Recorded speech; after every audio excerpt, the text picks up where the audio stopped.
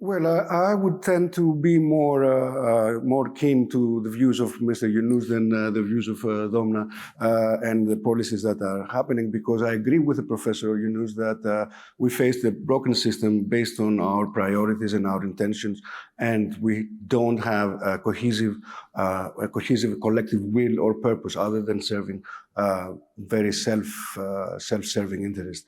It seems to me that at some point we decided to go rogue on all that made us human, and we deregulated our societies to the point where a country like Greece, which is an integral member of the European Union, of the Eurozone, sees 67% of its population at or below the poverty line.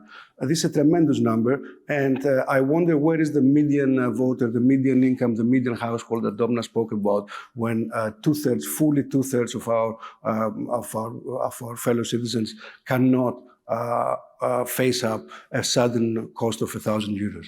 So much like climate change, poverty is not a problem that can really addressed locally. We have to look at the root cause, at the economic system that creates poverty, unless we just want to ease our conscience and say we're trying to alleviate people. And I would like to remind everyone that it was President Biden, not a heterodox economist, not a Marxist economist, that said in the Congress that trickle-down economics was a sham and never worked for the middle class or for the working class. And we have built a false ideology to justify this economic system and conceal the fact that inequality, poverty, and human suffering are not an inevitability in this modern world.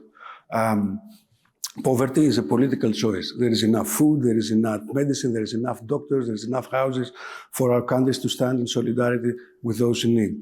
But we don't. In the name of a culture that we shame the people who are in need. We want to incorporate them into the workforce. We want to take 16-year-old kids from institutions to be working in the tourism industry,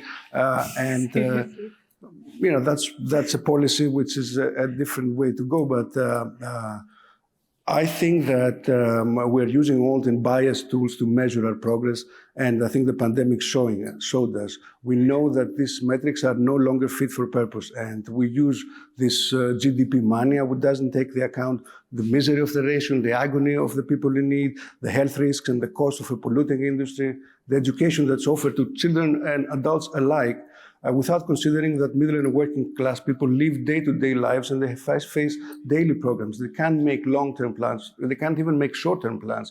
So presto, we call them disenfranchised, we point fingers, we call them deplorables, and we understand that in this pandemic, we have, well, I would agree that the crisis should not go to waste.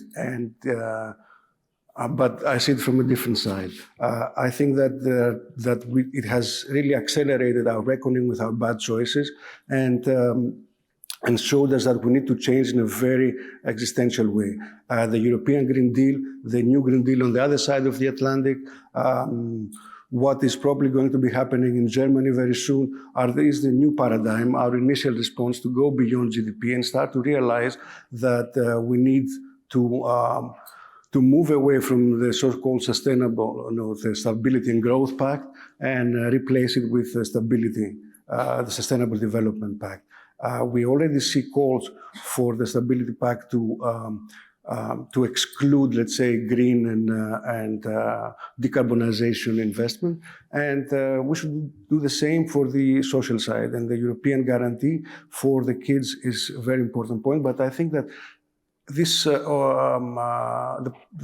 issue of generalized poverty, the issue of skewing the scales, has to change